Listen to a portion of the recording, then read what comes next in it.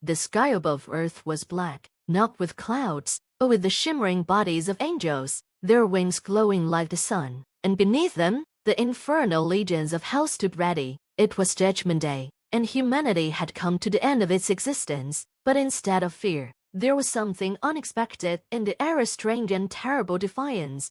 The angels, led by the Archangel Gabriel, hovered over the gathered throng of humanity. His voice, clear and mighty, rang out over the people.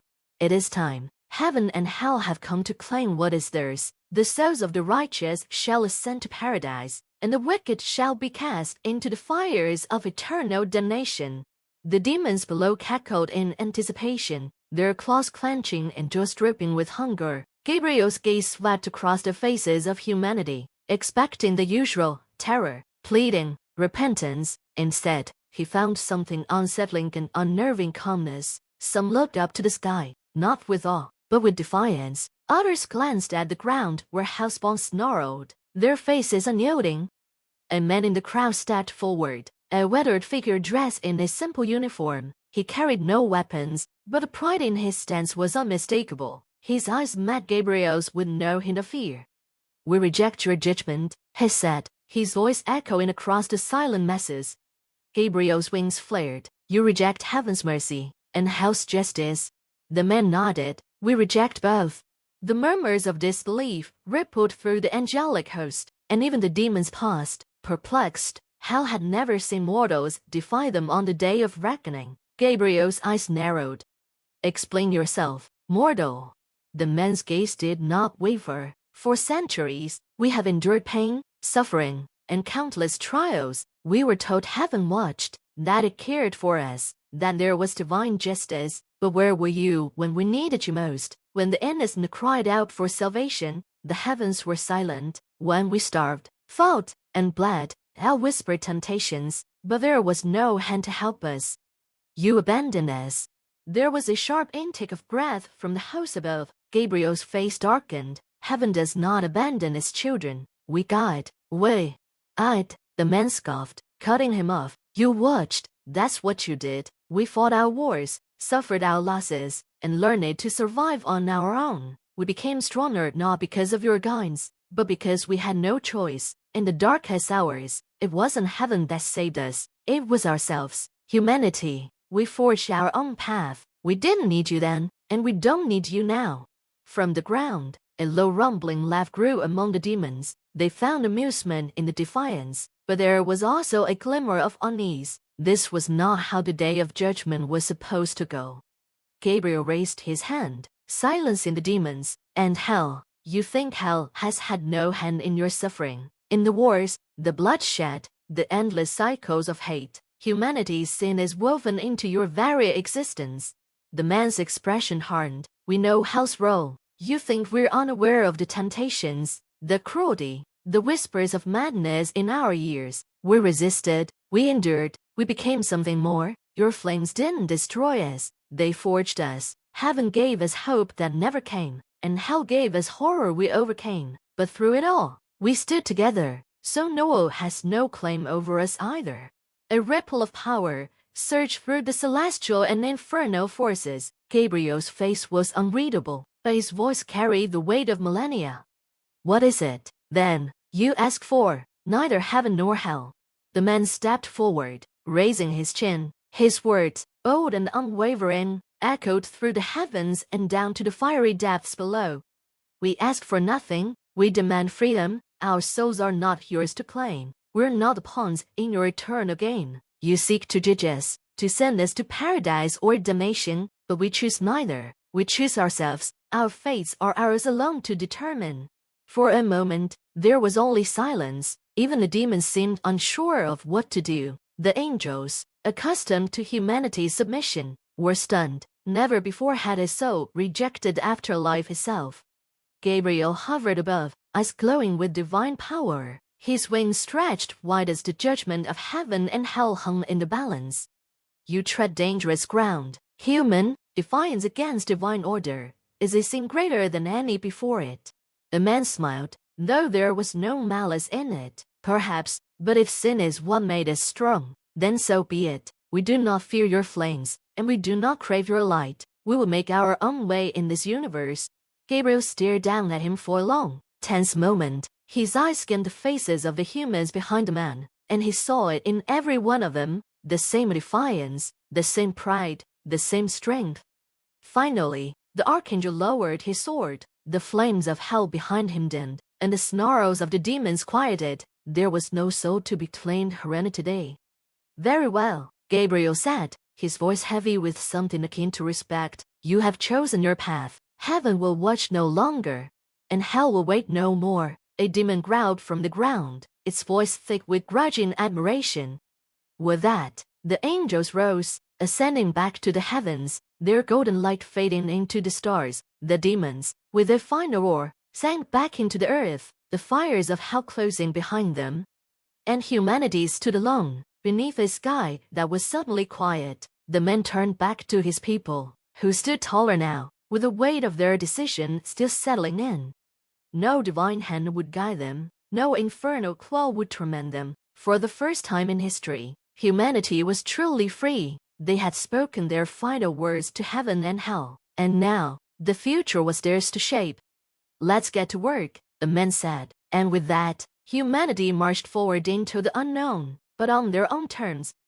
The echoes of heaven's retreat and hell's withdrawal faded into the distant cosmos. Humanity stood on the precipice of a new era, unbound by divine judgment or infernal threats. For the first time in millennia, they were alone in the universe, free to chart their own course, without the ever-watchful eyes of gods or demons.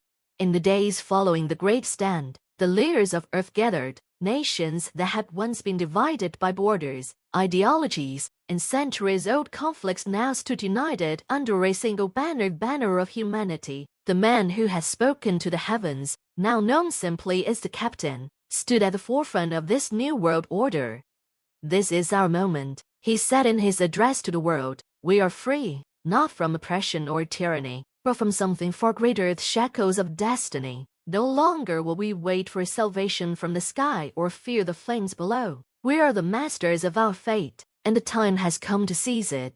The world responded with a unity unseen in all of human history. Scientists, engineers, and visionaries came together, fueled by the boundless potential of a future no longer constrained by divine oversight. The brightest minds began to work on something unimaginable just a few years before, the construction of humanity's first interstellar flight.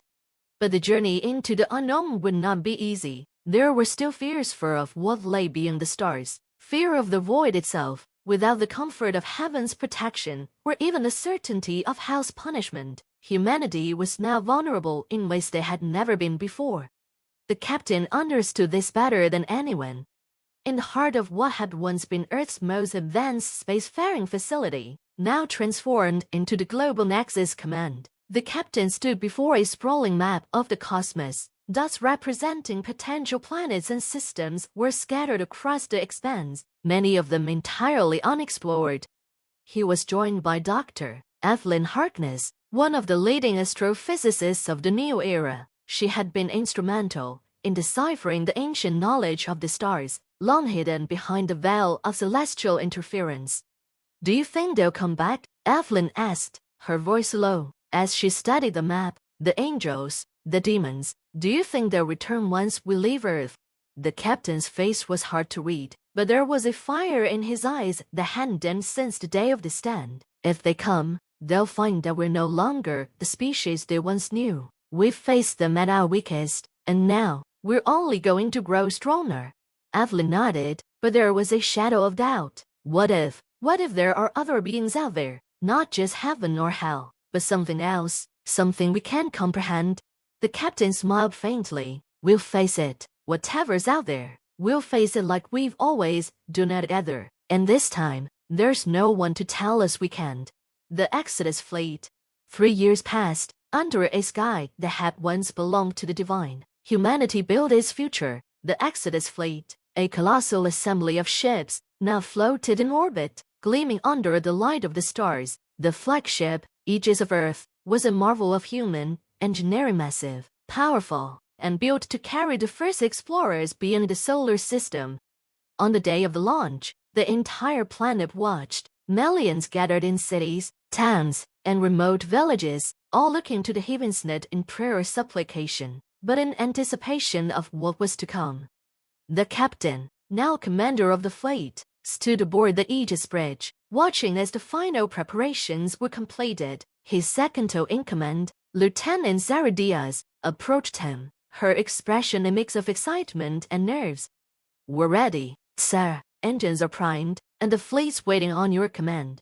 The captain nodded. "This is it, Zara, the beginning of something greater than any of us." Zara smiled, though there was a seriousness in her eyes. "Think the angels are watching." The captain chuckled. "Let them watch. We're not looking for permission." He activated the shipwide communication system. His voice boomed throughout the fleet and was broadcast to the billions waiting back on Earth.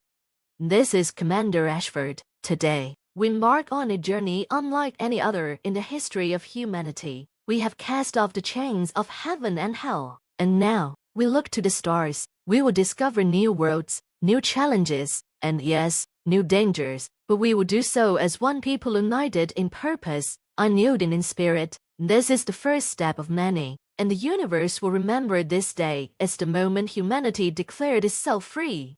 With a final command, the engines roared to life. The Aegis of Earth surged forward, followed by the rest of the fleet. The stars stretched into brilliant streaks of light as humanity left its homeworld behind, plunging into the unknown.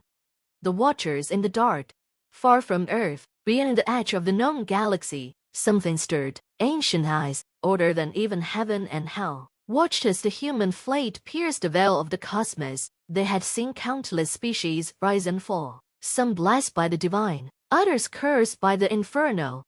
But humanity was different. They defied both. A voice whispered in the dark, a voice that seemed to echo through the fabric of space itself. "Foolish mortals," another voice replied, deeper and filled with an ominous hunger. "They venture into territories they cannot comprehend. They will be consumed. Perhaps, or perhaps, they're what we have been waiting for." There was a pause, as the vast and shadowy entities turned their attention fully to the small fleet making its way through the stars. "Watch them closely, for if they survive what is coming, they may become something more than even heaven or hell anticipated." And so, the watchers in the dark observed, waiting, as humanity's fate unraveled in the vast unknown.